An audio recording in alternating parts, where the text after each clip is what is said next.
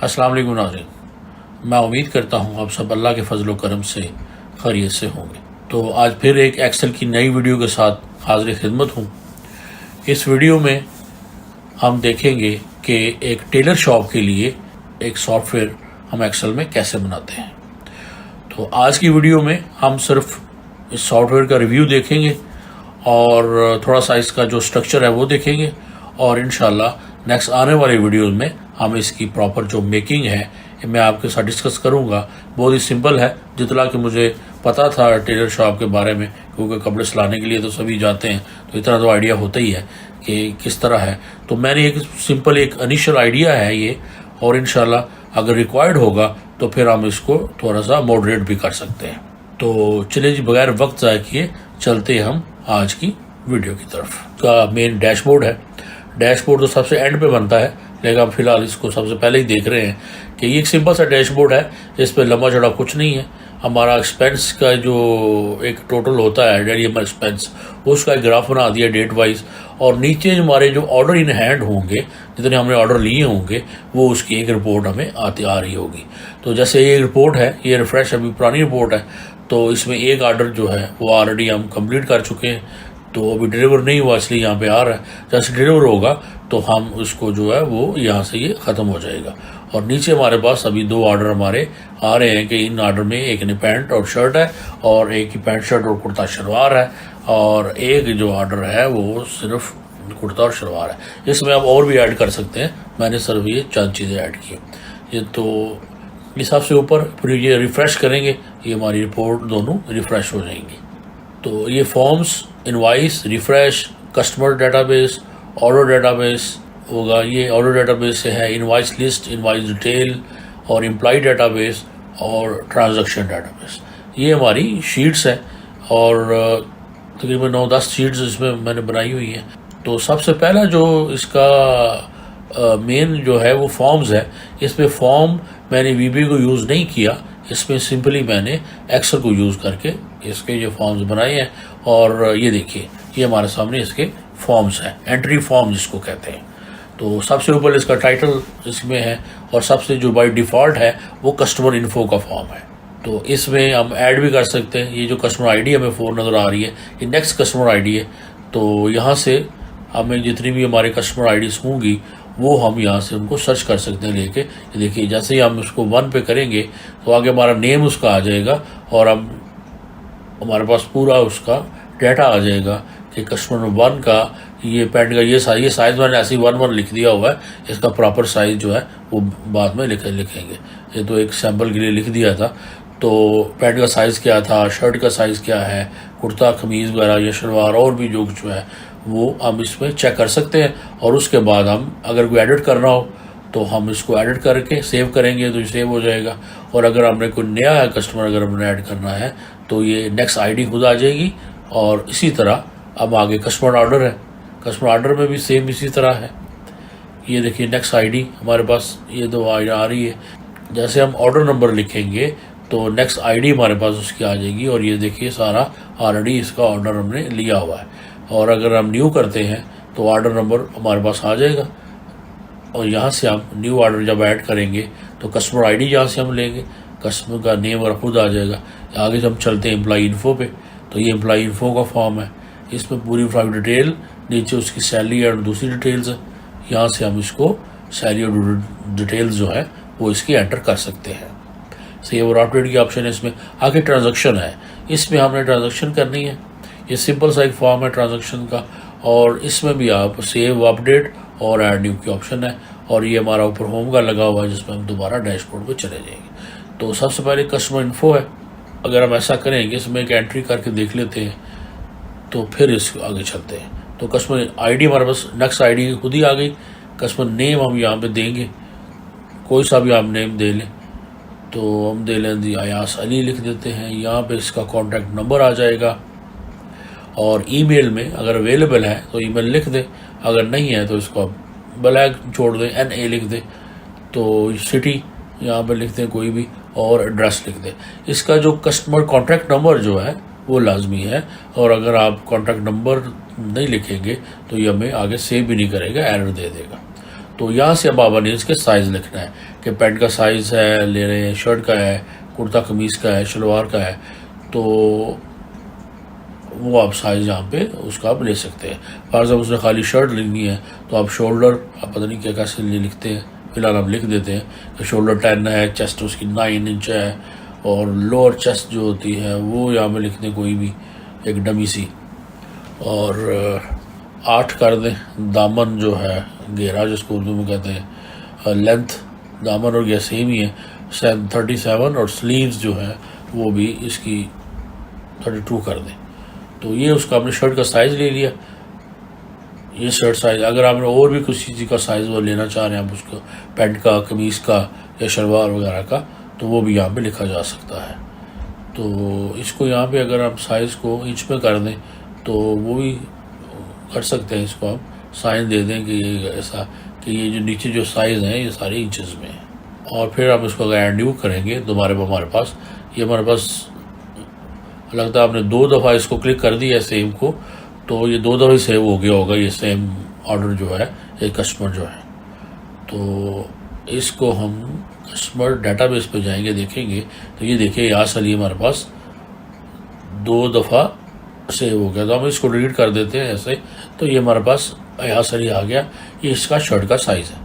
तो इस तरह हमारा ये पूरा डाटाबेस जो है वो बनता जाएगा, और जब मर्ज़ी हम अपने उस कस्टमर को, और जब भी वो आता है तो हम उस कस्टमर को उसका साइज़ हमारे पास होगा तो सेम साइज़ का वो हमें ऑर्डर जो है मुझसे ले सकते हैं। ये इसको हम थोड़ा सा साइड पे ले जाते हैं, ये होम का बटन है, इस पे हम दोबारा से डैशबोर्ड पे चले जाएंगे। ये बार यहाँ पे इसको आगे इसमें बहुत सारी कंडीशन लगाई जा सकती हैं कि ये डाटाबेस सबके लिए ओपन ना हो, सर जो एडमिन होता है उसके लिए ओपन हो सकता है। तो बाकी ये जो है ये सिंपल एक आइडिया है, और इसमें ये है कि आप क्या क्या सीख सकते हैं वो इंशाल्लाह आप देखेंगे कि आप एक्सेल के अंदर रहते हुए ये फॉर्म मैंने बनाए हैं, ये फॉर्म कैसे आप बना सकते हैं। उसके बाद डाटा को सेव कैसे कर सकते हैं आप, इन्हीं में से डाटा को सेव करना है, फिर लोड करना है और की ऑप्शन आ जाती है। तो इस तरह डिफरेंट जो है मेरे ख्याल में अगर आप मेरे साथ फॉलो कर लेंगे तो इसकी बेस पे आप अपनी मर्ज़ी से जिस तरह का चाहे डाटा एंट्री फॉर्म या इस तरह का एक सिंपल सा फॉर्म जो सॉफ्टवेयर है वो आप बना सकते हैं। ये देखिए एक हम कस्टमर ऑर्डर एक ले लेते हैं, जैसे ID नंबर 4 अयास अली है, जब भी हमने ऐड किया था। एडवांस पेमेंट अगर इसने कोई दी है तो वो लिख देंगे। स्टेटस से आप सबका जो है वो पेंडिंग लिखेंगे, क्योंकि जब हम डन करेंगे तो ये हमारी रिपोर्ट में से निकल जाएगा, उसको रिपोर्ट में लेने की ज़रूरत नहीं है। तो इसने कोई शर्ट दी है तो इसको हम करेंगे सेव। सेव और अपडेट का एक ही बटन मैंने यूज़ किया है, इसको अलहदा से यूज़ नहीं किया। तो ऐड न्यू, नेक्स्ट ID हमारी ऑटोमेटिकली ये सेम सब पे आ जाएगी। तो अगर आप यहाँ से अगर आप जाते हैं इसके ऊपर तो ये आप देखेंगे कि ये हमारे सामने एक हमारा शो हो रहा है। तो ये लास्ट वाला जो फर्स्ट वाला है ये हम ऑलरेडी इसको एक्चुअली हम फिनिश कर चुके हैं। तो अगर हम इसको कस्टमर ऑर्डर पे जाके यहाँ पे हम इसकी ऑर्डर नंबर लिखते हैं तो देखिए अभी ये पूरी रिपोर्ट में ये आ रहा है, क्योंकि सब पेंडिंग में, उधर का स्टेटस जो है वो सबका पेंडिंग है, इसलिए ये रिपोर्ट में पूरा देगा। लेकिन अगर हम फॉर्म पे जाके इसको अपडेट कर लेते हैं, यहाँ पे हम लिखेंगे फॉर्म ऑर्डर नंबर, और अगर इसी को हम सेल चेंज करें तो ऑटोमेटिकली वो हमें देगा ये पेंडिंग। यहाँ से हम इसको डन करते हैं, स्टेटस चेंज करते हैं और से अपडेट कर देते हैं इसको। तो अब अगर आप जाके रिफ़्रेश रिपोर्ट को रिफ़्रेश करेंगे तो ये देखिए वो यहाँ से ख़त्म हो जाएगा और हमारे जो पेंडिंग ऑर्डर हैं वो हमारे सामने आते जाएंगे। तो ये एक छोटा सा आइडिया है, मैं उम्मीद करता हूँ कि आपको लोगों को ये आइडिया इसका पसंद आएगा। आगे एम्प्लॉई इन्फो है, इस पर आप अपनी मर्ज़ी से एम्प्लॉई एंटर कर रहे हैं। 4 एम्प्लॉई हैं, 5 है, उस पर कारीगर हैं, उसमें ऑफिस बॉय है, कैशियर आप रखना है आपने वो रख लें। उसमें जो एक टेलर मास्टर मेन जो है, टेलर मास्टर एक रखा जा सकता है। कोई भी जितने भी एम्प्लॉई हों आप यहाँ पे ऐड कर लें। नीचे उनके सैलरी का स्टेटस है, और बाद में अगर रिक्वायर्ड होगा तो हम इसका ले सकते हैं। तो हम और एम्प्लॉय भी ऐड कर लेते हैं। मैंने पहले एक ही ऐड किया हुआ है। तो एम्प्लॉई का नेम जो है वो कोई भी आप रख दें, नज़ीर अहमद, और इसका PN रख लेते हैं हम, एक ऑफिस बॉय जो होता है, और ज्वाइनिंग डेट इसकी बेशक आज की कर दें, जो मर्जी ज्वाइनिंग डेट लिख दें। कॉन्टैक्ट नंबर नीचे आ जाएगा और कॉन्टैक्ट नंबर उसका ज़रूरी है, कॉन्टैक्ट नंबर लिख देंगे। उसके बाद अगर ईमेल उसकी है तो लिख दें। एड्रेस जो है ये भी हम कोशिश करेंगे कि एरिया जो है, और उसका भी पासपोर्ट नंबर चाहिए होगा, पासपोर्ट नंबर और नेशनल आईडी जो है उसका वो हम ज़रूर लेंगे। तो फिलहाल यहाँ पे ऐसे ही नमीसा को डाल देते हैं। तो नीचे हम उसकी सैलरी, अब बेसिक सैलरी का स्टेटस लिखेंगे हम उसका कि बेसिक हम उसको क्या दे रहे हैं, हाउस अलाउंस उसका कितना उसको दे रहे हैं, और साथ फिर अदर कोई और अलाउंस है तो हम इसको टोटल 1000 सैलरी जो है वो दे रहे हैं। तो एडवांस उसने को लिया हुआ है, ये बात की बात है। ये जब उसको अपडेट करेंगे तो ये है।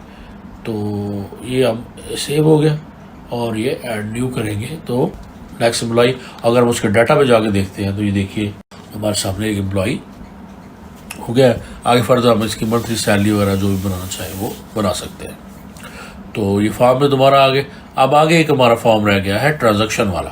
तो इसको क्लिक करें, ये हमारे पास ट्रांजैक्शन का फॉर्म, इसमें सिंपल ट्रांजैक्शन आईडी ऑटोमेटिक आ जाएगी। ये देखिए अगर हमने इसका जो है वो अगर आईडी ऑलरेडी एंटर्ड है तो ये देखिए हमारे पास ट्रांजैक्शन आईडी आ रही है। अगर हम वन आईडी करते हैं तो ट्रांजैक्शन हमारी आ जाएगी।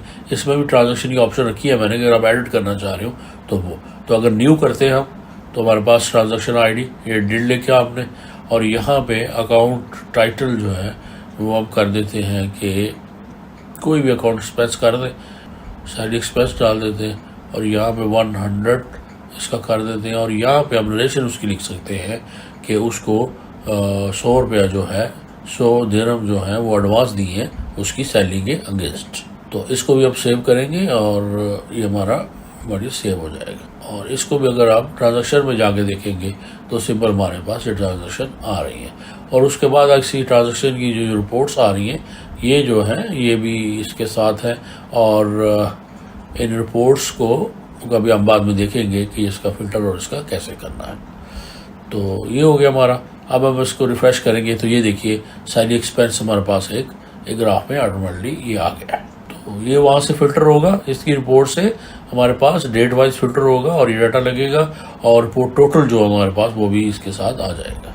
तो उसके बाद ये सारी हम जिस भी इसको क्लिक करेंगे नेम को तो हम वहाँ पे चले जाएंगे। फॉर्म हमारे जो है यही फॉर्म है हमारे, ये देखिए 4 फॉर्म है।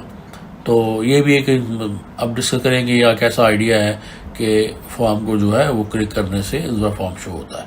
तो हम जैसे इसको क्लिक करें, जिस भी नेम हम शीट को क्लिक करेंगे हम उसके ऊपर जंप करेंगे और अगर होम को करेंगे तो हम वापस अपने डैशबोर्ड पे आ जाएंगे। तो आगे ये हमारी इनवाइस है, ये देखें इसमें भी आप इनवाइस बनाना भी हम देखेंगे। ये प्रॉपर एक इनवाइस है, इसमें सेव, अपडेट, कैंसिल न्यू और कैंसिल न्यू और प्रिंट की ऑप्शन भी इसके अंदर मौजूद है। तो ये देखें ना, ये अगर आप इनवाइस भी यहाँ पे अगर हम जाते हैं तो ये प्रॉपर एक इनवाइस हमें मिल जाएगी। और देखिए इसमें आप अपना अगर टेलर शॉप के लिए नहीं भी बना रहे तो फिर भी आप ये इनवाइस किसी भी शॉप के लिए यूज़ हो सकती है। तो ये भी आप देखेंगे, ये देखें जैसे हम इनवाइस का नंबर लिखते हैं पुरानी का तो हमारे सामने ये पूरी पुरानी इनवाइस पूरी अपने आइटम के साथ लोड हो जाएगी। तो इसमें अगर हम अपडेट करना चाह रहे हैं, दोबारा इसका प्रिंट लेना चाह रहे हैं या इसको जो चेंज अगर करना चाह रहे हैं तो हम इसको एक चेंज कर सकते हैं। तो ऐड न्यू करेंगे तो हमारे पास ये देखिए सब कुछ, देखिए ऐड न्यू किया, नेक्स्ट इनवाइस नंबर आ गया। यहाँ पे हम इसका ऑर्डर नंबर देंगे तो ड्यू डेट उसकी ऑटोमेटिकली आ जाएगी। और यहाँ से हम इसका अब कस्टमर लेंगे कि किसका हमने देखना है। तो तारिक जावेद ये हो गया। और उसके बाद यहाँ से जैसे जैसे हम जो उसने लिया है वो हम करते जाएंगे तो इसमें हमने आइटम सेलेक्ट करनी है, क्वांटिटी और प्राइस हमारी खुद ही आ जाएगी। आगे लाइन टोटल भी आ जाएगा, नीचे सब टोटल है, टैक्स है, ग्रैंड टोटल है। और अगर उसने को एडवांस पे किया हुआ है इसने तो यहाँ पे खुद ही आएगा। और ये देखिए इसमें वीलुकअप का फार्मूला है, ये भी डिस्कस करेंगे हम इसमें। और इसमें काफ़ी फार्मूले हैं, मैक्स का है, वीलुकअप का फार्मूला हमने यूज़ किया हुआ है और उसके ऊपर मैच का फार्मूला यूज़ किया हुआ है। तो ये डिफरेंट फार्मूला भी हम इसमें देखेंगे। तो ज़्यादा VBA का इस्तेमाल इसमें नहीं है, लेकिन हाँ ये सेव बटन वगैरह जो यूज़ है इसके बैक एंड पे VBA के कोड है, वो भी सिंपल तो है, उनमें ज़्यादा कोई भी मुश्किल नहीं है। अगर मुझे समझ आ गई है तो मुझे उम्मीद है कि आप लोगों को भी बड़ी आसानी से समझ आ जाएगी। तो इसका जो ए और बी कॉलम है ये हम इसको हाइड हो जाएगा। ये सिंबल हमारे सामने एक सिंबल और एक डिसेंट सी इनवॉइस जो है फॉर्मेट वो खुला रहेगा। तो ये प्रिंट की ऑप्शन है, इसके ऊपर माइक्रो नहीं लगी हुई। राइट क्लिक करेंगे हम और अपनी माइक्रो में जाएंगे।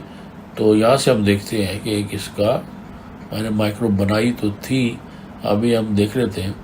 मेरे ख्याल में इनवॉइस प्रिंट होगा। हाँ, ये इनवॉइस प्रिंट की माइक्रो है, इसमें हम क्लिक कर लेते हैं और इसको अगर हम अब क्लिक करते हैं तो ये देखिए ये प्रिंट हमारे पास प्रिंटर में चला गया। तो ये मैं इसकी जेबीजी लगा देता हूँ कि ये जो है ये इसका प्रिंट है इनवॉइस का। ये आप देख रहे हैं प्रॉपर एक फॉर्मेट है। ये देखिए जैसे ही हमने अब सेकंड की है तो ये ऑटोमेटिकली उसका भी हमारे पास सामने ये शो हो गया है। तो इसको भी आप प्रिंट ले सकते हैं। होम पे जाएंगे तो यहाँ से हम दोबारा डैशबोर्ड पे चले जाएंगे। तो मेरे ख्याल में यही था एक सिंपल इसका स्ट्रक्चर, और इसमें और ज़्यादा कोई कम्युनिकेशन नहीं है। ये हमने रिपोर्ट्स जहाँ से कैसे शो हो रही है और ये सारा कुछ किस तरह है, या एग्जिट का बटन भी साथ में है। तो इंशाल्लाह हम नेक्स्ट वीडियो में हम स्टार्ट करेंगे इसका स्ट्रक्चर बनाना। सबसे पहले फॉर्म देखेंगे कैसे बनाए हैं और उसके बाद बाकी जो शीट्स हैं वो भी साथ डिस्कस करेंगे। तो मैं उम्मीद करता हूँ कि आपको ये पसंद आएगा। तो इंशाल्लाह मेरे साथ बने रहिए। नेक्स्ट वीडियो में फिर मुलाकात होगी और हम इसका देखेंगे आगे फिर इसकी मेकिंग को। तो तब तक के लिए इजाज़त दीजिए, अपना बहुत ख्याल रखिए। अल्लाह हाफ़िज़।